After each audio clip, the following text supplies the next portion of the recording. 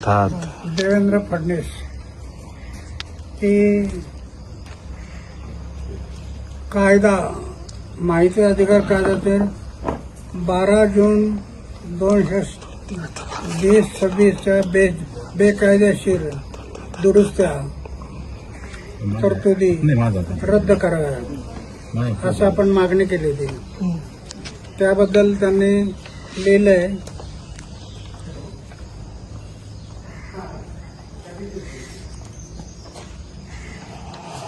मी त्याच्यात एक लिहिलं होतं की समाजाच्या हितासाठी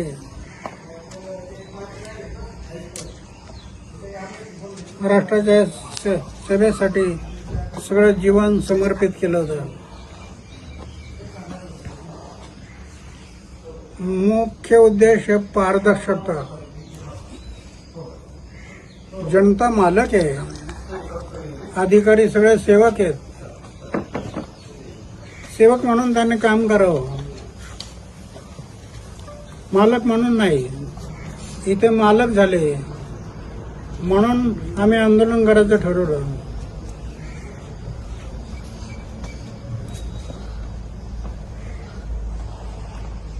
आता सरकारने विचार केला की तुम्ही म्हणता तसं आम्ही करायला तयार आहोत. मुख्य माहिती आयुक्त पांडे साहेब, मुख्यमंत्र्यांनी त्यांना पाठवलं होतं, तुम्ही जा स्वतः बोला आणि बोलून मग काय करता येईल ते पहा म्हणून ते आले होते. चर्चा झाली. आता परवा दिवशी 4 वाजता परत बसायचं ठरवलं. ते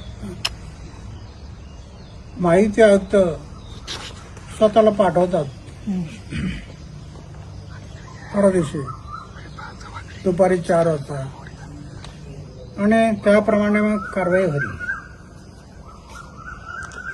पण अण्णा, ज्या पद्धतीने तुम्ही या कायद्यासाठी अनेक आंदोलनं केली, या कायद्यासाठी तुम्ही अनेक आंदोलनं केली, कित्येक वर्षानंतर हा कायदा लागू झाला. त्यानंतर सरकार ज्या पद्धतीने तरतुदी करतंय, तर हा कायदा कुठेतरी कमजोर करण्याचा प्रयत्न आहे का? याच्यात काय असतं, सरकार आहे, कायदे करणारे वेगळे असतात आणि दुसरे कोणी आले की ते काहीतरी करतात, असं ते घडतं. म्हणून नको ते लोक जर घडले, शिरले आतमध्ये, तर आपण आंदोलन, समाजाच्या हितासाठी जे करणं शक्य आहे ते करा, जनतेच्या हितासाठी करायचं ते करा, अन्यथा आंदोलन. तर अण्णा, आता 5 तारखेला जे आता उपोषणाचा इशारा दिलेला होता, 5 जुलैला उपोषणाचा इशारा दिलेला होता, तो तात्पुरता स्थगित केलाय का? आता स्थगित केला. आता मुख्यमंत्र्यांनी माहिती आयुक्त, प्रमुख माहिती आयुक्त त्यांनाच पाठवलं होतं.